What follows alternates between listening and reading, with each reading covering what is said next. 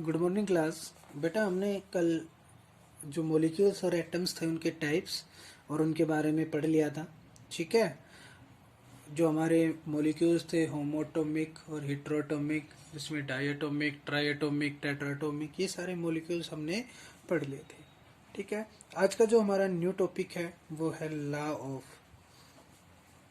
Of chemical combination. Law of chemical combination. अब हमारे laws पढ़ते हैं हम, लॉज ऑफ केमिकल कॉम्बिनेशन। ठीक है, तो जो लॉ दिए थे डिफरेंट डिफरेंट साइंटिस्ट थे, उन्होंने अपने अपने लॉ दिए थे। और पहला जो लॉ हमारा आता है इसमें वो आता है लॉ ऑफ कंजर्वेशन ऑफ मास।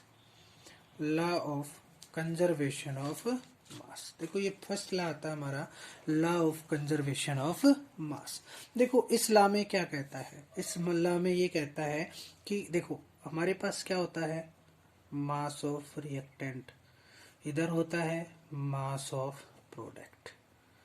ठीक है बेटा, किसी भी केमिकल इक्वेशन में जो लेफ्ट साइड लिखते हैं वो हमारे क्या होते हैं, रिएक्टेंट होते हैं।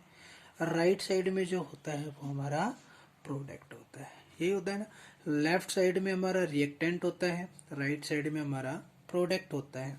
हमारा लॉ ऑफ कंजर्वेशन ऑफ मास क्या कहता है, ये कहता है कि हमारा जो मास ऑफ सब्सटेंस होता है वो कैन नॉट बी क्रिएट और कैन नॉट बी डिस्ट्रॉयड। ठीक है, कहता है कि जो हमारा मास होता है हम उस मास को ना तो क्रिएट कर सकते, ना तो हम उसको बना सकते, ना ही हम उसको डिस्ट्रॉयड कर सकते, ना ही उसको नष्ट किया जा सकता, बट कन्वर्ट इनटू या change into one form to another form. कहता है कि इसको ना तो क्रिएट किया जा सकता, ना ही डिस्ट्रॉयड किया जा सकता, इसको एक फॉर्म से दूसरी फॉर्म में क्या किया जा सकता है, कन्वर्ट किया जा सकता है। ठीक है, वो क्या कहलाता है, law of conservation of mass. या दूसरा भी आप क्या कह सकते हो कि law of conservation of mass कहता है कि हमारा mass of reactant is equal to the mass of product. ठीक है, जितना रिएक्टेंट का मास था उतना ही मास किसका होगा, प्रोडक्ट का। ना हम उसको क्रिएट कर सकते, ना ही हम उसको बना सकते, बट उसको एक फॉर्म से दूसरी फॉर्म में चेंज कर सकते हैं। तो देखो बेटा यहाँ पे क्या हो जाएगा, सपोज करो एक एग्जांपल लेके मैं आपको करवाता हूँ। अपने पास एक कार्बन हो गया प्लस यहाँ हो गई O2 ऑक्सीजन गैस, कंबाइन होकर यहाँ बन गया CO2। देखो कार्बन का एटॉमिक मास 12 ग्राम होता है, एटॉमिक नंबर 6 और एटॉमिक नंबर से ऑलमोस्ट डबल होता है, तो इसका यह क्या हो गया, मास हो गया 12 ग्राम। ऑक्सीजन का कितना होता है, बताओ 16 और 2 हो गए तो 32 ग्राम। तो टोटल हो गए 12 प्लस 32 ग्राम, तो ये हो गया 44 ग्राम। तो देखो रिएक्टेंट का मास कितना हो गया, 44 ग्राम हो गया। अब हम बात करते हैं प्रोडक्ट की। प्रोडक्ट में वही 12 प्लस 32, तो ये भी कितना हो गया 44 ग्राम। तो देखो जितना मास ऑफ रिएक्टेंट था उतना ही क्या है, मास ऑफ प्रोडक्ट है। जितना मास ऑफ रिएक्टेंट है उतना ही क्या है, मास ऑफ प्रोडक्ट है। ठीक है, तो ये क्या कहलाता है, हमारा लॉ ऑफ कंजर्वेशन ऑफ मास कहलाता है, जिसमें कहता है कि मास को ना हम क्रिएट कर सकते, ना ही डिस्ट्रॉयड कर सकते, इसको एक फॉर्म से दूसरी फॉर्म में चेंज किया जा सकता है। या ये कह सकते हो कि जितना हमारे पास मास ऑफ रिएक्टेंट होगा उतना ही हमारे पास मास ऑफ प्रोडक्ट होगा। ठीक है, मास ऑफ प्रोडक्ट होगा। लेकिन बेटा एक चीज याद रखनी है, जो हमारी न्यूक्लियर रिएक्शंस होती हैं, ठीक है, न्यूक्लियर रिएक्शन, ठीक है, उसके अंदर जो रिएक्टेंट का जो मास होता है ना, वो क्या होता है, ज्यादा होता है। न्यूक्लियर जो रिएक्शन होती हैं उसमें रिएक्टेंट का मास ज्यादा होता है, किससे, प्रोडक्ट से। रिएक्टेंट का मास क्या होता है, ज्यादा होता है प्रोडक्ट से। क्यों, क्योंकि reactant mass convert into heat and energy. Heat and energy में क्या हो जाता है, रिएक्टेंट का जो मास होता है वो हीट और एनर्जी में क्या हो जाता है, कन्वर्ट हो जाता है। ठीक है, इसी मैकेनिज्म को जो जिसमें हम मास को ना क्रिएट कर सकते ना डिस्ट्रॉय कर सकते, इसी को हम क्या कहते हैं, लॉ ऑफ कंजर्वेशन ऑफ मास। इसी को हम क्या कहते हैं, लॉ ऑफ कंजर्वेशन ऑफ मास की, यानी कि कंजर्व फॉर्म होती है, ना हम इसे क्रिएट कर सकते ना हम इसे डिस्ट्रॉयड कर सकते, but it change into one form to another form. तो ये कैसी फॉर्म होगी, कंजर्व फॉर्म होगी। ठीक है, तो सेम एज इट इज ही किसकी होती है, ये इनकन्वर्टेबल फॉर्म होती है किसकी, एनर्जी की। एनर्जी की भी इनकन्वर्टेबल फॉर्म होती है, जिसमें एनर्जी को भी हम ना क्रिएट कर सकते ना डिस्ट्रॉयड कर सकते, इसको one form to another form में क्या कर सकते हैं, चेंज कर सकते हैं। तो मास और एनर्जी क्या हो गई, इनकन्वर्टेबल फॉर्म हो गई किसकी, लॉज ऑफ कंजर्वेशन की। ठीक है, तो ये लॉ ऑफ कंजर्वेशन ऑफ मास था, जो हमारा फर्स्ट लॉ आता है। ठीक है, समझ में आया होगा। मेनली बेटा इसमें क्या है, यही है कि जितना मास ऑफ रिएक्टेंट है उतना ही मास ऑफ प्रोडक्ट है, दोनों के अंदर कोई चेंजमेंट नहीं होगा। जितना मास रिएक्टेंट का होगा उतना ही मास प्रोडक्ट का भी होगा। ठीक है, ये हमारा फर्स्ट लॉ था, लॉ ऑफ कंजर्वेशन ऑफ मास। अब हमारा जो सेकंड लॉ आता है वो लॉ आता है law of definite proportion. Law of definite proportion, या कह सकते हैं इसको कांस्टेंट कंपोजिशन। ठीक है, कांस्टेंट कंपोजिशन, ये हमारा सेकंड लॉ कहता है। ठीक है, देखो बेटा, law of definite proportion, definite का मतलब होता है फिक्स, प्रोपोर्शन का मतलब होता है रेशियो, या कांस्टेंट कंपोजिशन का मतलब होता है वो भी रेशियो होता है कि, यानी कि क्या कहता है ये लॉ कहता है कि हमारे पास चाहे कोई भी कंपोनेंट हो, each component have a constant composition या कांस्टेंट रेशियो, ठीक है, या definite proportion of their mass, proportion bye their mass. क्या कहता है कि हमारे पास कोई भी कंपोनेंट होगा, ठीक है, हमारे पास कोई भी कंपोनेंट होगा, ठीक है, वो क्या रखेगा, एक कांस्टेंट प्रोपोर्शन रखेगा। ठीक है, क्या रखेगा, एक कांस्टेंट प्रोपोर्शन रखेगा, यानी कि कांस्टेंट रेशियो रखेगा बाय देयर मास, उनके मास के रेशियो में। तो देखो बेटा, जैसे मैं एक एग्जांपल लेता हूं, जैसे हमारे पास क्या है, वाटर है, क्लियर, H2O से मिलकर बनता है वाटर।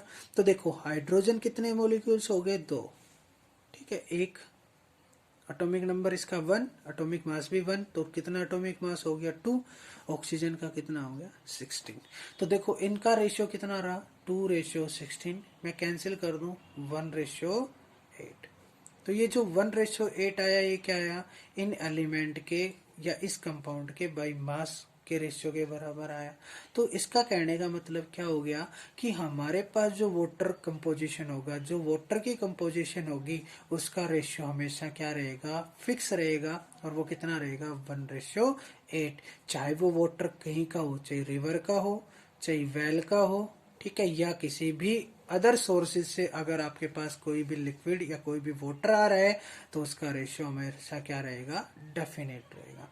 चाहे वो इंडिया से हो, चाहे वो ऑस्ट्रेलिया से हो, या किसी भी कंट्री का जो पानी होगा ना, किसी भी कंट्री का जो वाटर होगा ना, उसका रेशियो हमेशा डेफिनेट होगा, 1:8। ये कहता है आपका सेकंड लॉ। क्या कहता है कि जो कंपाउंड होगा वो किस में पाया जाएगा, हमारा डेफिनेट प्रोपोर्शन में या फिक्स रेशियो में पाया जाएगा बाई एलिमेंट देयर मास, उस एलिमेंट के मास के रेशियो के प्रोपोर्शन में। ठीक है, जैसे दूसरा एग्जांपल इसी का करें, मैंने क्या ले लिया, CO2 ले लिया, कार्बन डाइऑक्साइड ले ली, तो कार्बन का 12 हो गया, ऑक्सीजन का 32 हो गया, काट दे, 4 से 4 3 जा 12 और 4 8 जा 38। तो रेशियो हमारे पास क्या आया, 3:8, 3:8 बाई मास। तो जो हमारे पास CO2 कंपाउंड है, तो इसके जो मॉलिक्यूल्स या इसके जो एलिमेंट्स हैं, उनके मास का रेशियो हमेशा कितना आएगा, 3:8 ही आएगा। तो कहते हैं कि जो भी कंपाउंड आप बना रहे हो वो कंपाउंड कब बनेगा, जब उसके मास का रेशियो 3:8, यानी कि उसके मास का रेशियो रहेगा वो डेफिनेट रहेगा। यानी कि वाटर हमारे पास कब बनेगा, जब हाइड्रोजन और ऑक्सीजन का रेशियो 1:8 रहेगा, तब हमारे पास वाटर का फॉर्मेशन होगा। ठीक है। कार्बन डाइऑक्साइड कब बनेगी, जब उनमें कार्बन और ऑक्सीजन का रेशियो कितना रहेगा, 3:8 रहेगा, तब हमारे पास क्या बनेगी, कार्बन डाइऑक्साइड बनेगी, यानी कि एक फिक्स रेशियो में बनेगा। फिर क्या आ जाता है बेटा, इसकी लिमिटेशंस आ जाती हैं। सेकंड लॉ की लिमिटेशंस आ जाती हैं। लिमिटेशन में क्या कहता है कि ये आपका जो आइसोटोप कंपाउंड थे ना, आइसोटोप कंपाउंड उन चीजों को एक्सप्लेन नहीं कर पाया। आइसोटोप्स के कंपाउंड में, यानी कि आइसोटोप के केस में ये जो लॉ था ये आपका फेल हो गया। ठीक है। आइसोटोप क्या होते हैं बेटा, आइसोटोप वो होते हैं जिनका एटॉमिक नंबर तो क्या हो, सेम। ठीक है। एटॉमिक नंबर तो क्या हो, सेम हो, लेकिन एटॉमिक मास क्या हो, डिफरेंट हो। एटॉमिक मास क्या हो, डिफरेंट। ठीक है। जैसे हमने हाइड्रोजन के आइसोटोप्स की बात करेंगे, 10th क्लास में आपने पढ़ा हो, atomic number 1 atomic number 1, atomic mass 2, atomic number 1, atomic mass 3। तो ये देखो हाइड्रोजन के 3 आइसोटोप्स होते हैं, प्रोमेथियम, ड्यूटेरियम और ट्राइटियम। ठीक है। ये 3 होते हैं जिसमें एटॉमिक नंबर तो 1 ही रहता है, लेकिन एटॉमिक मास क्या होता है, डिफरेंट। तो वो क्या कहलाते हैं, आइसोटोप्स कहलाते हैं। तो आइसोटोप्स के केस में ये लॉ क्या हो गया, फेल हो गया। जैसे हमने क्या किया, CO2 ले ली, इधर भी हमने CO2 ले ली। तो देखो इस कार्बन का 12 और 32, इस कार्बन का 14 और 32, तो कार्बन का क्या हो गया, ये आइसोटोप्स हो गया। ठीक है। ये 12 का, ये 14 कार्बन, तो ये कार्बन का आइसोटोप हो गया। इसका रेशियो आया 3:8, इसको काटेंगे तो आएगा 2 से 2, 7:16।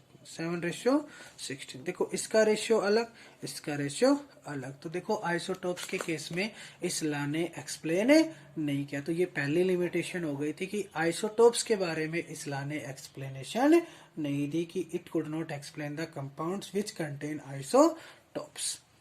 दूसरी बात क्या थी भाई इसकी, दूसरी लिमिटेशन ये रही कि जो डिफरेंट कंपाउंड थे, ठीक है, डिफरेंट कंपाउंड थे, उन्होंने क्या रखा, सेम प्रोपोर्शन रखा, have same proportion, same proportion या रेशियो। डिफरेंट कंपाउंड थे, उन्होंने क्या रखा, सेम प्रोपोर्शन या सेम रेशियो रखा। देखो बेटा यहाँ पे क्या था, CH3, CH2 और OH। एल्कोहल वाला हमने क्या ले लिया, ग्रुप ले लिया, अलग कंपाउंड हो गया। एक हमने ले लिया इथर वाला ग्रुप, CH3OCH3, ये हो गया इथर वाला। देखो दो डिफरेंट अलग अलग कंपाउंड थे, ठीक है, लेकिन दोनों का रेशियो की बात करें तो कार्बन के 2, हाइड्रोजन 5 और 1 6, हाइड्रोजन 6 और 1 ऑक्सीजन। इसकी बात करें तो 2 कार्बन, हाइड्रोजन 6 और 1 ऑक्सीजन। देखो दो डिफरेंट कंपाउंड थे, लेकिन डिफरेंट कंपाउंड का मोलिकुलर फॉर्मूला सेम आ रहा है तो कंपोजिशन भी सेम आएगी। ठीक है। तो इस बात को भी ये एक्सप्लेन नहीं कर पाया कि डिफरेंट कंपाउंड होते हैं वो फिर सेम कंपोजिशन कैसे रखते हैं। तो ये दो इसकी लिमिटेशन थी बेटा, एक आइसोटोप्स के केस में, दूसरी different compound contain same proportion या सेम रेशियो। तो ये दोनों रेशियो को ये एक्सप्लेन नहीं कर पाया। ठीक है। ये हमारा लॉ था, law of definite proportion. Hope so इतना आपको समझ में आया होगा। ठीक है। फिर भी कोई दिक्कत इसमें आती है तो आप वो मेरे से डिस्कस कर सकते हो। Thank you, have a nice day.